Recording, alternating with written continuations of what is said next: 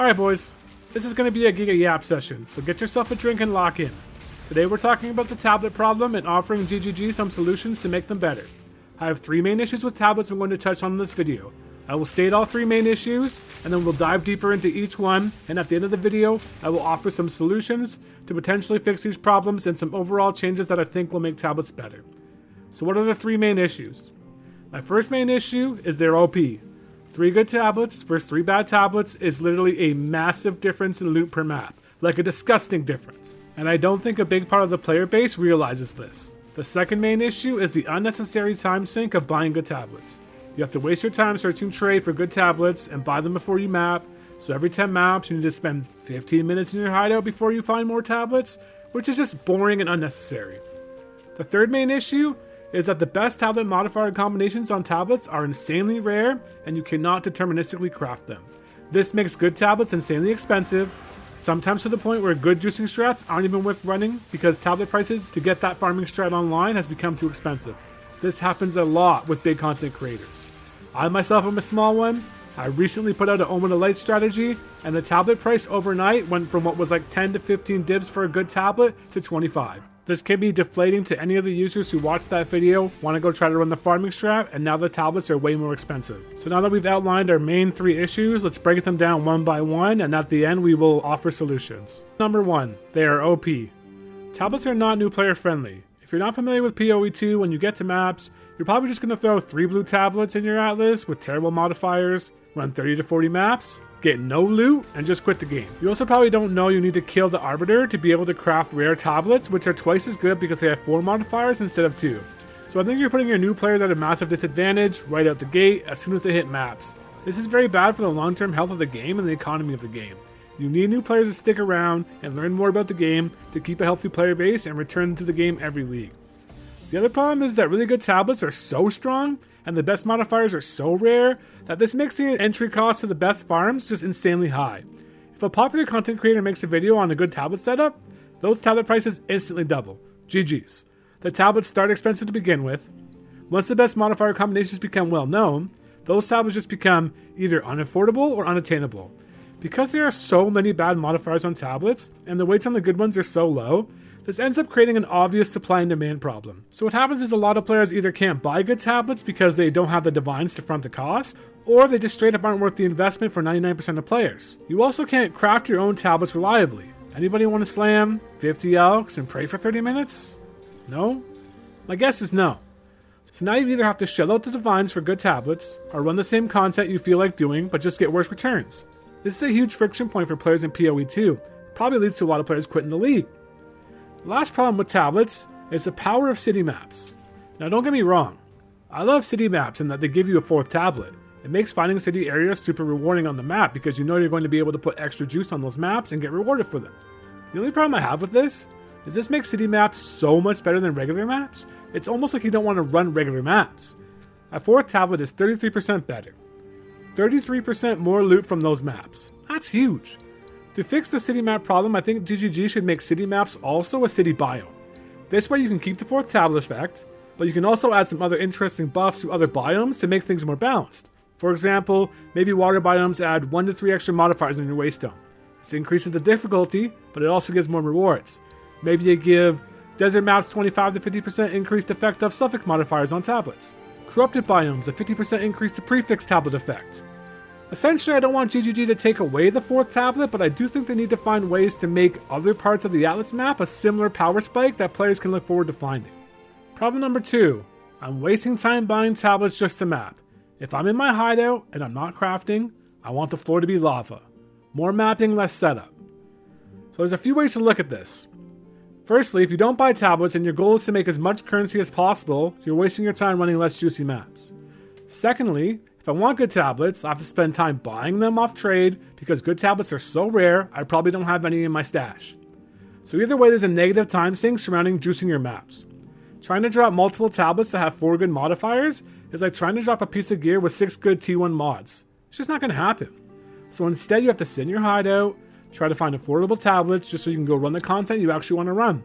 It's another point of friction for players.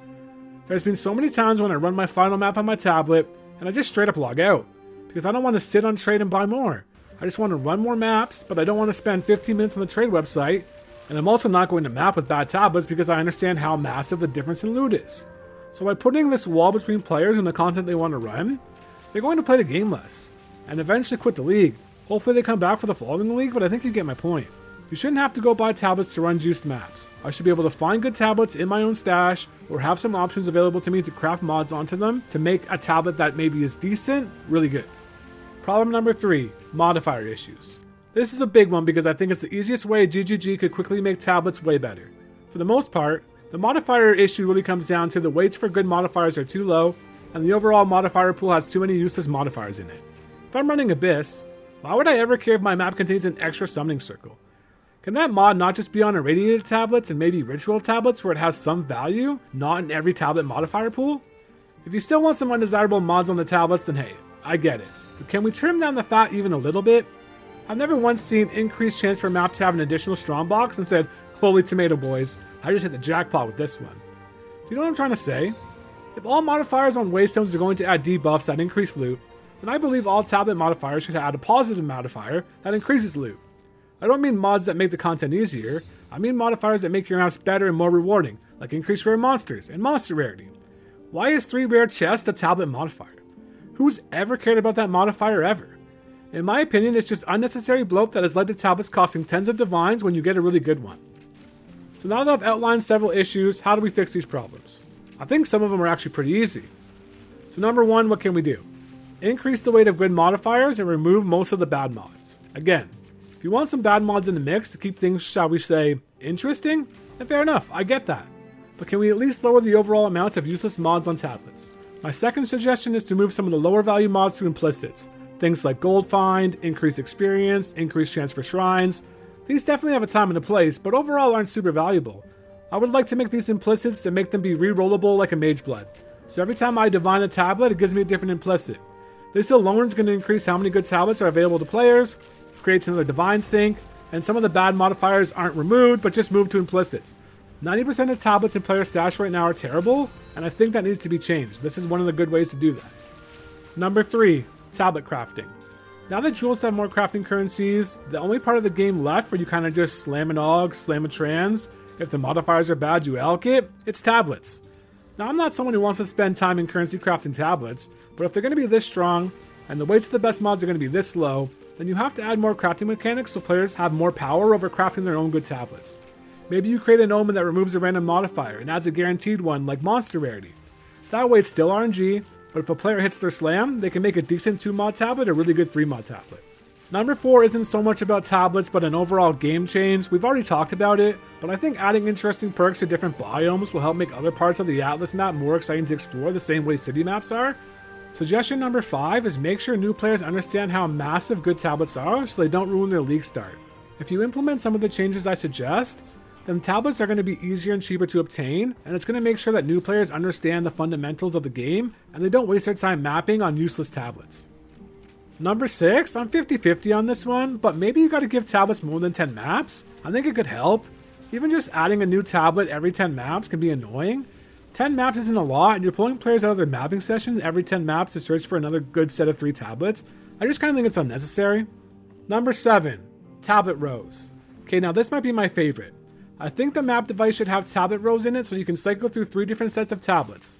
This will allow players to set up 3 to 4 different tablet sets to maximize loot depending on what they find when exploring the Atlas map. Sometimes I have my main farming strat, maybe Abyss Omen's Delight, then I also have a 3-set tablet set aside in my stash to maximize loot for citadels and anomaly maps. Then I also have like a pathing tablet setup, something like Breach, just to add a good amount of loot to extra maps as I'm pathing towards desired areas on the map like city maps. I think this could be a massive quality of life change and make endgame mapping a smoother experience. That's it for solutions, but I do have one other thing I want to add to the end of this video. It's just a cool idea. I think it would be dope to have like a Calandra tablet, like a unique one that mirrors any magic or rare tablet directly to the right of it. I just think it would be cool. It'd also help create more good tablets in the economy. At the end of the day, I just want the endgame to be smoother. I don't want tablets to be insanely expensive. I feel like this is a big pain point for a lot of players, so I wanted to offer my thoughts. If you enjoyed the video, please like and subscribe. I would really appreciate it. I plan on making a lot more Path of Exile 2 content. from crafting videos, discussion, and mapping strategies. If that's anything that you're interested in, like and sub. Thank you again for watching. I'll see you in the next video.